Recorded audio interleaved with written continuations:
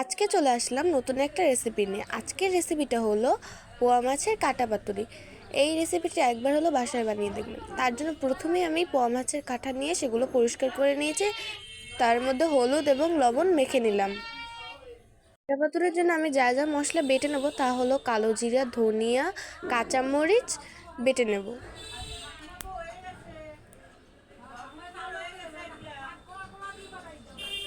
এটা একটু বাটা হয়ে গেল, তার ভিতর আমি এখানে 2টা ধনিয়া পাতা দিয়ে দিলাম।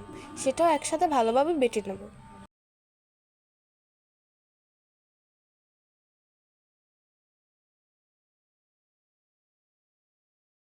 মশলাটা আমার বাটা হয়ে গেছে, এখন এটা আমি একটা প্লেটের ভিতর তুলে রাখলাম।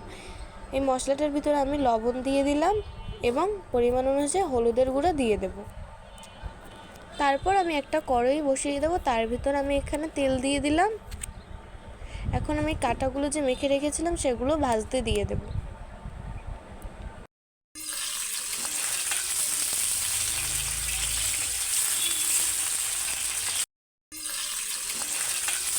কাটাগুলো আমি ভালোভাবে লাল লাল করে ভেজে নেব।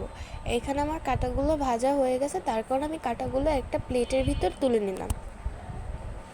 এখন ওই তেলের ভিতর আমি কালো জিরে ফোড়ন দিয়ে দিলাম। তারপর আমি এখানে আলুগুলো ভাজতে দিয়ে দেবো। এখানে আমি আলুগুলো ঝিরি ঝিরি করে কেটে নিয়েছি।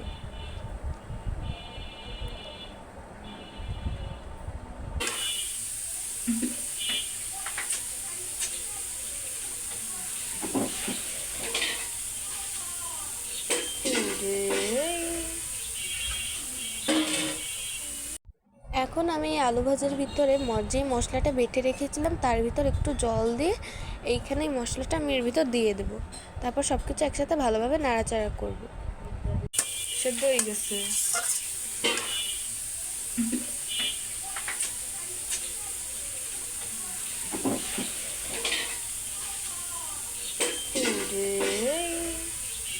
এইখানে আমার মশলা আর আলু একসাথে ভালোভাবে আমার কষিয়ে নেওয়া হয়ে গেছে।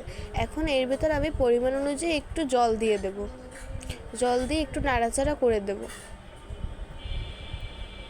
তারপর আমি এর ভিতর কাটা যে ভেজে রেখেছিলাম সেগুলোও দিয়ে দেব।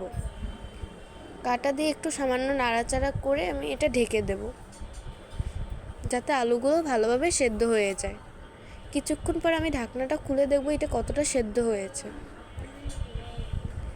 এখানে এটা আমার আরও একটু ভালোভাবে সেদ্ধ হওয়ার প্রয়োজন আছে, তার জন্য এটা আমি আরও কিছুক্ষণের জন্য রেখে দেব।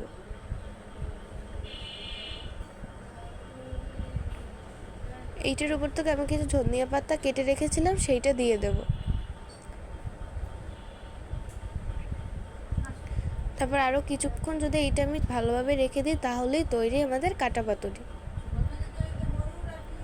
রেসিপিটি ভালো লাগলে অবশ্যই লাইক, কমেন্ট এবং শেয়ার করবেন।